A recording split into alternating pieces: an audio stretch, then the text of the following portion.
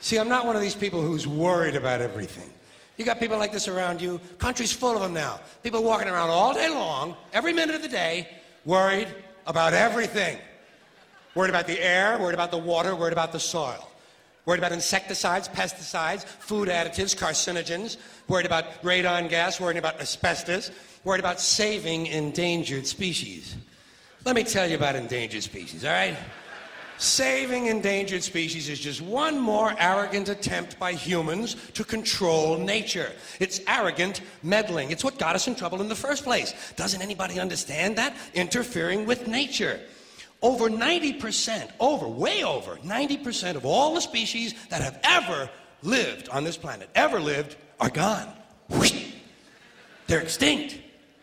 We didn't kill them all.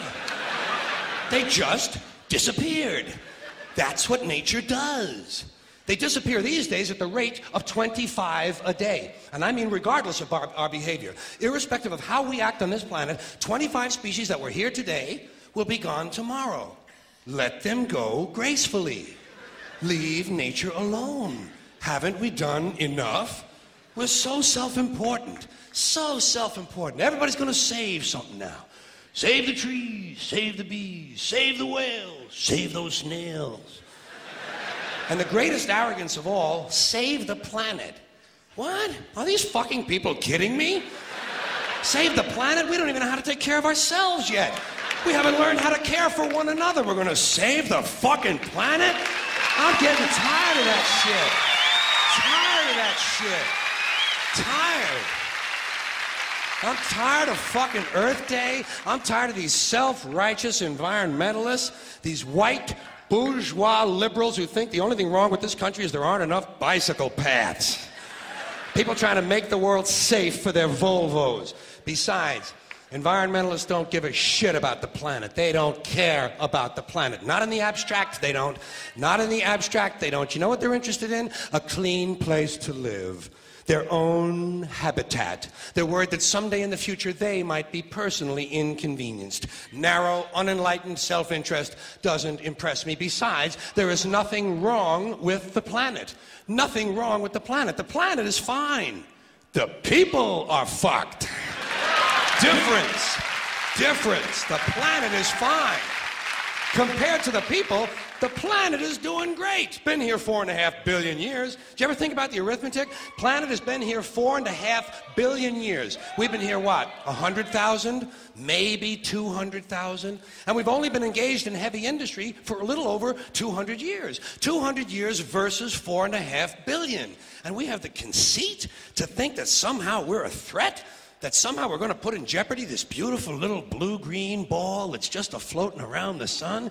The planet has been through a lot worse than us. Been through all kinds of things worse than us.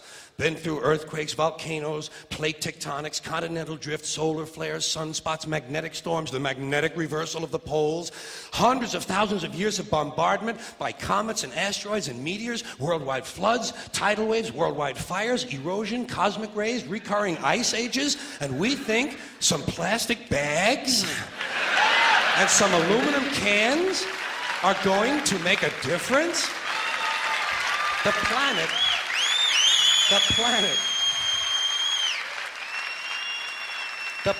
isn't going anywhere. We are.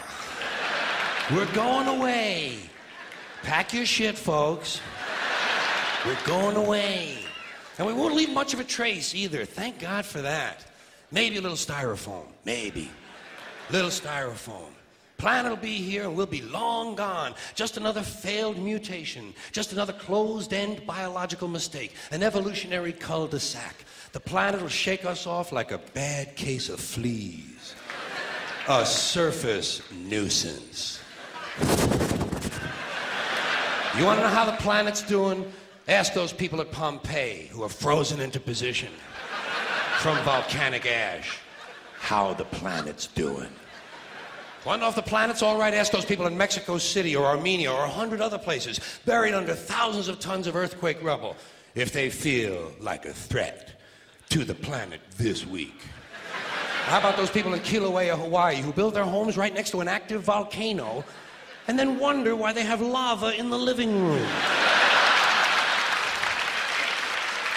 The planet will be here for a long, long, long time after we're gone, and it will heal itself, it will cleanse itself, because that's what it does. It's a self-correcting system. The air and the water will recover, the earth will be renewed, and if it's true that plastic is not degradable, well, the planet will simply incorporate plastic into a new paradigm, the earth plus plastic.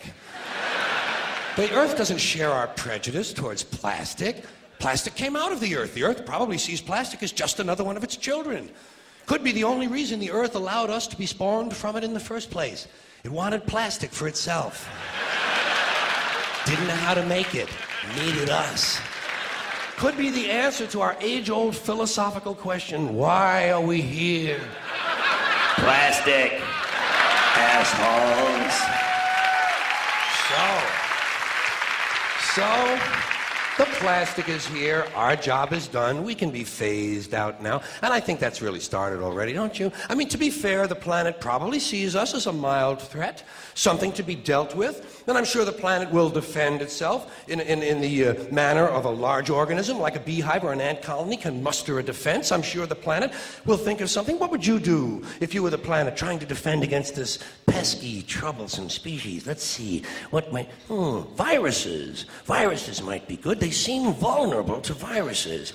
And viruses are tricky, always mutating and forming new strains whenever a vaccine is developed. Perhaps this first virus could be one that compromises the immune system of these creatures. Perhaps a human immunodeficiency virus, making them vulnerable to all sorts of other diseases and infections that might come along. And maybe it could be spread sexually, making them a little reluctant to engage in the act of reproduction. Well, that's a poetic note. And it's a start. And I can dream, can't I? See, I don't worry about the little things. Bees, trees, whales, snails. I think we're part of a greater wisdom than we will ever understand. A higher order. Call it what you want. Know what I call it? The big electron. The big electron. Whoa. Whoa. Whoa. It doesn't punish. It doesn't reward. It doesn't judge at all. It just is. And so are we. For a little while. Thanks for being here with me for a little while tonight.